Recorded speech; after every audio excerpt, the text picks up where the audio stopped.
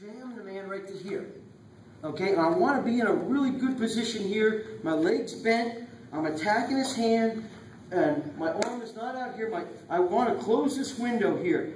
I don't want here because my arm out here, this post out here, will allow him to grab my wrist right here. Go ahead, underneath my arm, right there, and that stops the series right there.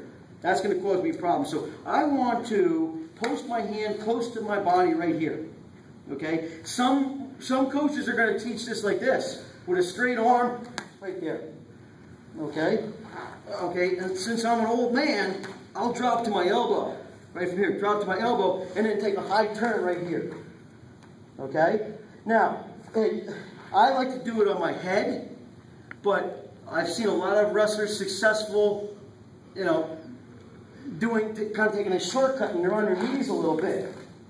Alright, but, you know, if you see a good wrestler that always gets out with this, he's on his head. Coach Rivera would teach it on his head, right here. Okay? Look, guys, the key is this position right here. Is jamming him right here, and look where I'm at. Definitely not here. Okay? I'm like a coiled spring. So I've got about 3 or 4 finishes depending upon what he's going to do. What are you going to do at top if I'm in this position right here? Was it Clayton or? Mike. First name? Mike. Mike. Mike. If I'm here like this, what do you see most guys doing? Or chopping the arm, right? How many times are you chopping your opponent's arm when we're here like this? And that's okay, because that's the way I want to go. He chops my arm, I could go right to my high turn. Alright, and we can finish this with a reversal right here, a good tight grip on the wrist. Or, if he follows me, you know, we can turn it into a Peterson. Alright, he chops the arm. If he's following close, there's my Peterson. Alright, and you guys all know this, but honestly, how many hit it in a match? How many of you guys have hit that Peterson in a match? Alright, so not very many, 3 or 4. And there's a few tricks to pinning with it too.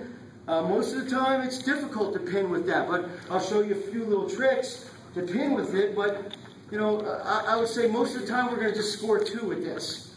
So I'm going to jam him, be in this real good position, drop to my elbow, come to my head, take a step. Take a step. If he's not following, now I'm going to hip heist right to here. And I want to keep pressure on his arm. My hips are up. Right here, I got pressure on his shoulder. A little illegal discomfort right there on the shoulder. And then we're not finishing around the waist. We're finishing like a double. Okay? If he follows me, the Peterson's going to be easy. Alright, I jam him in this good coiled spring position.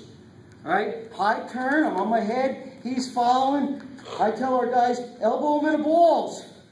It's right there, elbow to the balls. Now, I'm not, stay right there. Guys, you see so many guys trying to lift with their lower back, which is one of the smallest muscle groups in your body. You can't lift this guy up like this. Most guys can't. I'm not trying to lift him, okay? I'm sliding underneath him.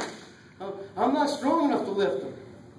So you'll know the traditional finish here. My weight's going right into his chest. My hips are up. My knees are bent. And I want to make this transfer right here. I like to keep a 2-on-1. So you guys may like to do this. But you don't want to stay here, because a lot of times he'll take your head off with his leg. Boom. You see that a lot. So I like to put a 2-on-1, turn my hips towards his head. I could do this. I can definitely score 3. And if he tries to take my head off, we can really instill a lot of legal discomfort right there. That hurts. You know, you can catch it like that, or sometimes you catch it like that. But, you know, I'm sure coach in practice will have you fight out of this position. And this is a fight. It's difficult to pin, but that's a nice 5-point move. So you have a reversal, you have your Peterson from there, and you have a Granby. How many guys Granby? I'm not real good at this, but if you like to Granby, by the way, we all know at That's a Granby, G-R-A-N. You know where that comes from, Granby? Granby High School in Virginia, back in the 60s, made this move up. Billy Martin was the coach. It was named after Granby High School. And it wasn't exactly like this, but this is a variation of it. It's like a cartwheel almost. Now I start out the same way. I jam back into him right here, okay? And my hips come up, and what I want to do is, I want to do a cartwheel and land on this hip. Same finish. And a lot of times you'll see a guy will just get one. If he lets the wrist go, he may just Granby out of there and get one. But if you can Granby, if you're athletic, you can do that. So I elevate my hips. Especially if he chops. And he chops, right? I'm landing on this hip. Right there. If I lose the arm, I'm getting one. All right, so you have a high turn. You have high turn to a Peterson. You have a Granby. Did I leave something out, Coach? That's good. But again, I want to emphasize the position that you're trying to get to is right here. And a lot of guys will try to cradle you, and you are susceptible. Coach has told you, your head's close to your knee, you could be cradled. So, you know, you don't get this hand control. He's coming over top. He's coming over top. You need to prevent him from locking up. And you should be drilling this, right? This will get me out. If he comes over with that hand, right, this will get me out. I forget what the guys from Northwestern called that. They had a funky name for that little turn in. So here we are. Here we are. He reaches over. You're fighting in here. He reaches over top. Boom. What you got to do is turn in. Was it a Gazzoni? Gazzoni. Hey. Gazzoni. That's a Gazzoni. And a nice little drill that I like to do from this position is just a hip heist. You guys should drill this as a warm-up.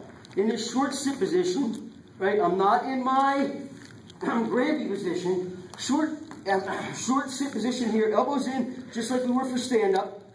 Your opponent drives into your back, hips up, face him. That hip heist is a great drill to do. You use it so much in wrestling. You know, this will be part of your warm-up. Have him drive in, hips up. All right, leg under, leg over. Right there. All right, on two, we're going to play around with that. 1,